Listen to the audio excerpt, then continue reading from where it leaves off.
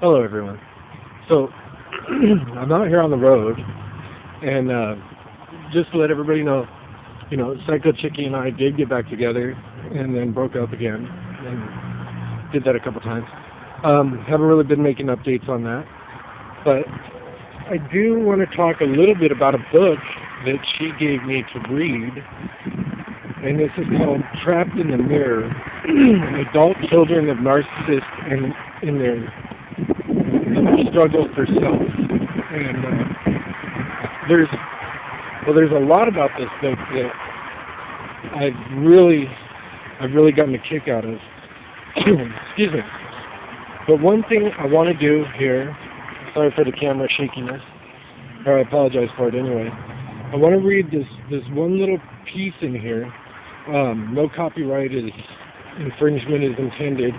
In fact, if you have the chance, buy this book, Trapped in the Mirror, Adult Children of Narcissists and Their Struggle for Self. So, this part is called Helpful Approaches to Change. And, like I say, I'm just going to read this part. It says, a sense of self develops from interaction with people and from deeds that set you on the road.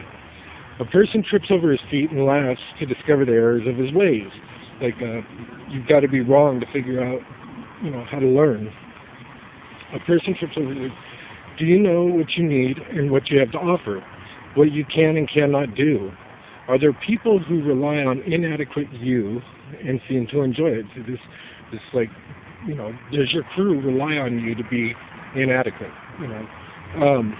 We can feel hopelessly confused, wonderfully good, and horribly bad at the same time, since the parent put our ideal image on a pedestal and our ordinary self in a ditch. If we throw caution to the winds and do the best we can, we find trying to live up to the narcissistic image of being a perfect person to be a waste of time. All this has to do with knowing your buried selves, so far out of range that sometimes we feel non-existent at the core and strangely empty. We are centerless, are we centerless and different from other people? Can something unfelt exist? Can a self grow out of emptiness? Psychotherapy can be very helpful, but what we call therapy can come from ordinary people who see, hear, and feel us. It comes from friends and relatives, from fortunate encounters with strangers, like the rabbit man and the man who helped her into his feet. We are afraid of doing something lest we fail. We meet someone who loves the doing and shares it. To have such experience, we must take the risk of doing, or at least of being around a doer.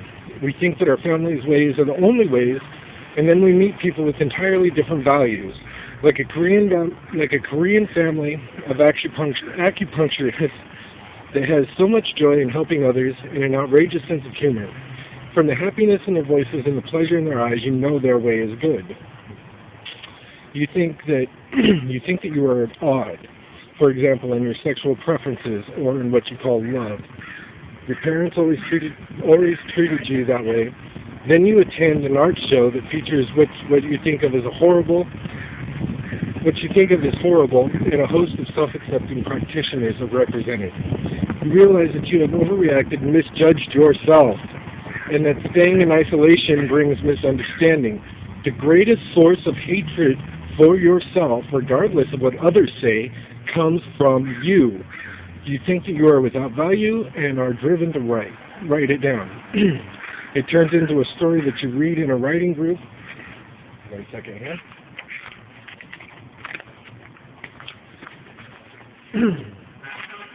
Okay, it turns into a story that you read in a writing group. People talk to you about it, and you're writing. You begin to see that there is a valuable life inside. Now, I'm bringing this up because I'm also noticing that there is, it's weird how, like, adult children of narcissists, or at least, some that I've had an experience with here, tend to project the very things that they dislike about themselves onto other people, but not the people who deserve it. And so the people that are actually out there trying to make them aware of these things, these are the people that are getting the scapegoat for being responsible for it. And I've been saying this very same thing to certain individuals, and I felt like I was out on a ledge there, and I felt like, you know, I have nothing to back this up. It's just what I was seeing, what I was experiencing. But boy, oh boy, this book is amazing. If you get the chance, if you know an adult child of a narcissist, if you are an adult child of a narcissist, if you're wanting to know more about narcissism in general, I highly suggest getting this book. This book is phenomenal. I thought it was going to be boring. I was not looking forward to opening it up. And about, I don't know, maybe 19 pages in, I was wrapped up in it, and I've been reading it every chance that I can. I'm almost through with it now, and I'm kind of let down that it's almost over. This book has taught me more about this particular subject than I ever thought I'd know, and yeah, it's very nice to see that I don't actually fall into the categories. I was kind of worried there for a minute, but somebody who I feel is very close to me does, and good or bad, there is no good or bad, but at least now I have like a better idea if I should ever have an interaction with this person again, how it should be. So, yeah, if people mean a fucking thing to you at all, take a minute, read the book. It's not that many pages, it's not that long, it goes by quick. Get the book, it's really good. Peace out, everybody, have a great day.